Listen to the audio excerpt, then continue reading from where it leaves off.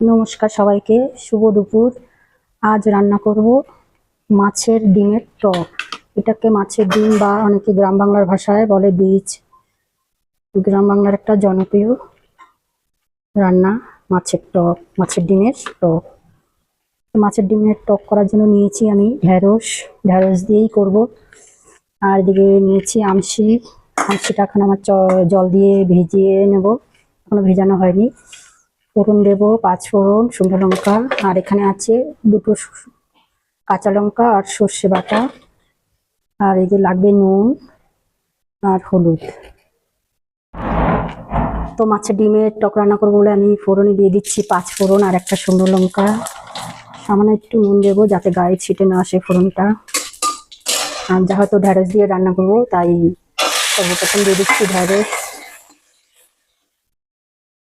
দিয়ে আমি একটু হালকা করে নেড়ে ফেড়ে নেবো। নেওয়ার পরে এবার আমি আমশিটাকে জল দিয়ে চটকে নেব, পরিমাণ মতো জল দিয়ে দিচ্ছি। এই যে আমশিটা চটকে নিচ্ছি, ভালো করে চটকে নিচ্ছি।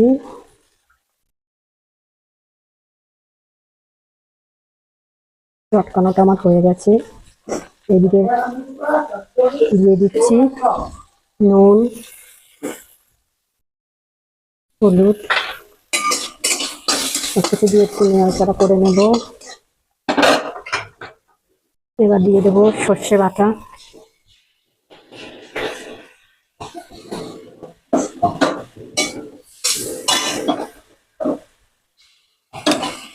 সর্ষে বাটাটা দিয়ে সামান্য একবার নাড়াচাড়া। মাছের ডিমের ভাজাটাকে আমি ছোট্ট ছোট্ট করে নিচ্ছি, টুকরো টুকরো করে হাতের সাহায্যে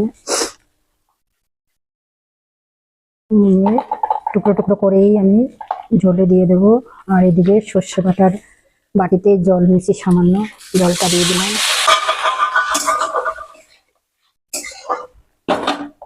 জলটা দেওয়ার পরে এবার আমশি ভেজানো জলটা দিয়ে দেবো। আমশিটা চটকে নিয়েছিলাম সেই জলটা দিয়ে দিচ্ছি। দিয়ে একটু সময় আমি রান্না করব, সবার লাস্টে দেবো মাছের ডিমটা। দেখো টক প্রায় হয়েছে, এবার দিয়ে দিচ্ছি ডিমের বীজটা। এটা কিন্তু গ্রামের একটা জনপ্রিয় রান্না, মাছের টক। এই গরমে তো খুবই একটা টেস্টি খাবার, অনেক উপকারও আছে এই টকটায়, খেতে ভালো লাগে যে এই গরমে। যাই হোক, রান্নাটা আমার প্রায় হয়েছে। দেখো টক রান্না আমার হয়ে